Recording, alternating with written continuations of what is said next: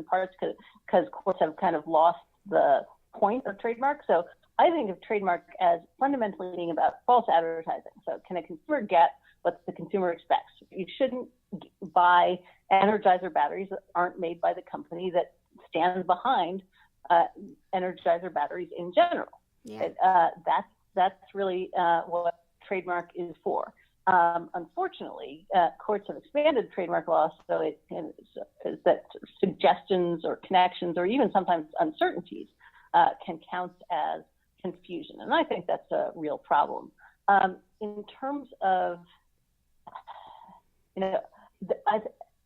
online, entrepreneurs face lots of different challenges. And I would say that trademark is probably a subset of what I would say. The biggest thing that I see is that if you do have something that's innovative or attractive, it is quite possible that someone probably overseas is going to knock it off and try and undersell you, maybe on Amazon, and that can be a real problem. And I think there are different ways to try and guarantee authenticity. Trademark is one of them, and the whole point is to kind of ensure that consumers are getting what they think they're getting. Now, that being said, so the one way of describing the law of trademarks is, trademarks and unfair competition. And as Mark Lemley says, a lot of people end up thinking that the words unfair competition are redundant, right? So somebody's competing with me, that is unfair. And, even if you're a small business, that's just not true. That's part of the world. That's right. Right. So that is perhaps an unpleasant reality. But, then I think for a lot of these people, the promise really is of handcrafting or of, being entrepreneurial. And so that's what you have to compete on, that you can give it that authenticity that can't be given by the knockoff. But some consumers are just going to prefer a lower price. Yeah. And that's just something you have to be aware of. So let's say I'm a pattern maker.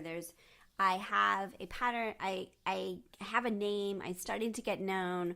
I'm going to the trade shows. I'm selling my patterns to shops and to distributors. I'm starting to sort of get movement.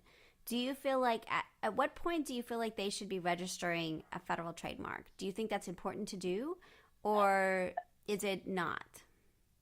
Yeah, so that's a great question, and I would say it is very dependent on what your business is. So what is the thing that you fear, and in what ways will a registration aid you? So for example, given that Amazon now has a special program for people who have registered trademarks, if Amazon is an important sales venue for you, or if Amazon is an important sales venue for somebody who's literally knocking you off, like fooling people, then yes, I would say make a federal registration a priority to get access to that program. If you're on Etsy, then I would ask a series of different questions, like, what do you think the trademark will get you? And among other things, I might ask, if your trademark is really descriptive of some aspect of your service, what are the risks of community backlash? Right, so you've seen in crafting in a couple, and also recently in romance novels, there's a really well publicized thing where a woman registered a mark in khaki for her series of romance novels, and that did not go over well with the community because khaki seemed like an important descriptor, and because she over-asserted her rights when people were using khaki descriptively to describe their scenarios, cocky billionaire, cocky bachelor, whatever. And so if you do that, and I think there's something similar with maybe Stitch and Bitch some years back, Right. And periodically there are some of these flare-ups. Yeah. So I would also ask,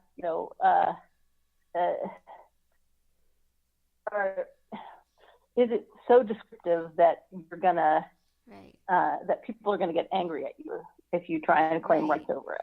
Well, it's so interesting because I do see with their names that they're very creative on names. That they seem to get, like, all these different people that I interview, young companies or micro entrepreneurs, they get it. Mm-hmm. But then the question is, how much do they need to protect that name? And I would suspect most of the time it's okay, but I also worry that, like, the name is so clever that I worry that someone else might swipe it, register it, and then they're not in a good situation. Right. You know? And so I understand that. And so it's certainly, it's not exactly something that I would advise against. It would just be, I'd say, where is it on your priority list? And, depending on what why you think you need it, you put it in a different place on your priority list. Yeah. All right, so here's one more weird thing that's happened, and then I'll let you go. So there's this thing called a jelly roll, and what it is strips of fabric, I think like 2.5-inch strips, rolled up, and there's a whole bunch of them, like 42 of them, and people sell them, and everybody calls them jelly rolls.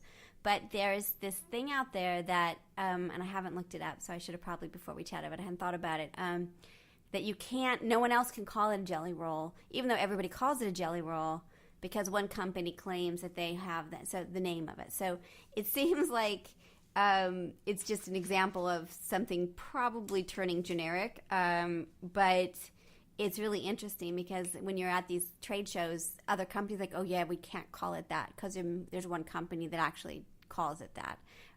So that's interesting too, this sort of how you name things and how they become known may affect how people can use or not use it. That it seems like it's become a descriptive term for that thing. Yeah, or generic. Generic, right? That's right. If you would look at that and say that's a jelly roll, totally, that's the generic term for it. That's right. That's right. Right. But the companies are like when you say this, they're like, well, what? There's nothing we can do about it, and they're going to send us terrible letters if we call it that.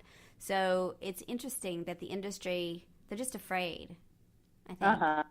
So. Right, and sometimes the question is, right, so what is your appetite for conflict? Yeah. Right, and people have different answers to that, and some entrepreneurs, say I have a high appetite for conflict, actually, right. And sometimes that's a good thing, right? So what's the line? Well-behaved women seldom make history. Yeah. I like that. All right, very last question. When you are talking to crafters, I don't know if you have been, but when you do, how much do they need to know about? So there's a lot of like, oh, well, you teach us copyright kind of thing. And I'm like, oh, well, It's complicated, right? So, I think we should really think about like what you need to know, because I don't want them to feel like inhibited by it, because it can get really complicated. Trademark especially, right? So how much do we need to know as fans, as creators, as consumers about copyright and trademark?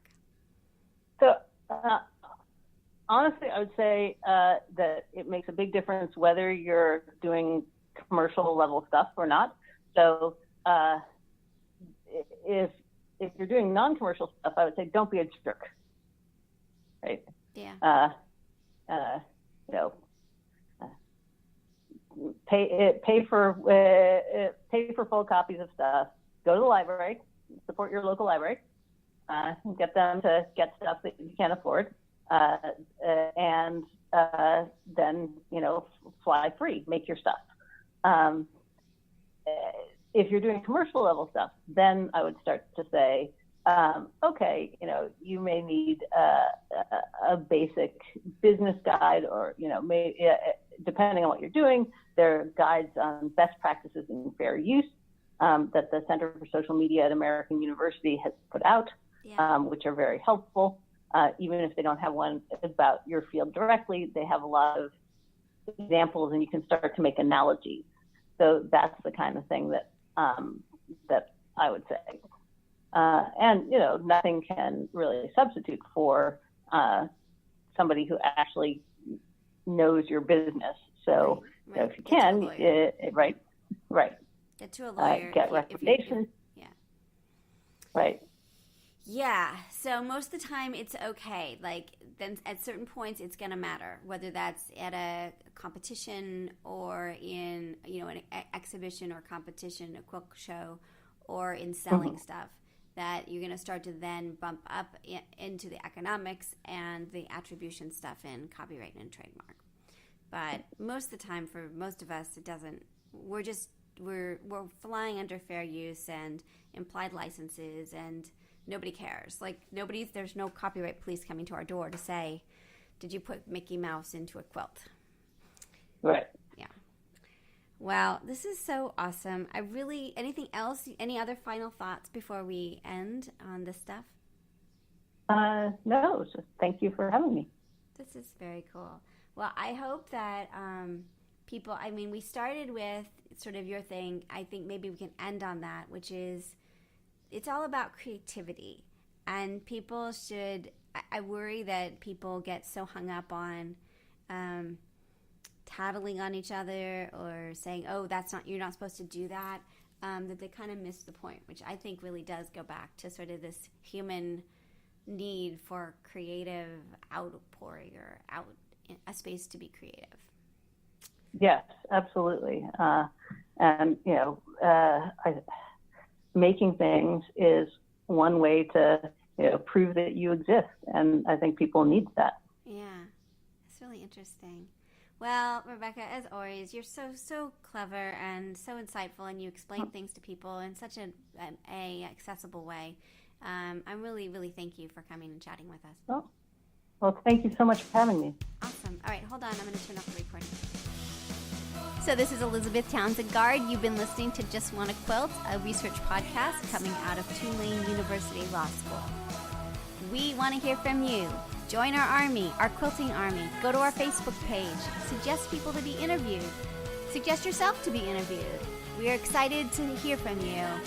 But most importantly, I hope you get a chance to quilt today.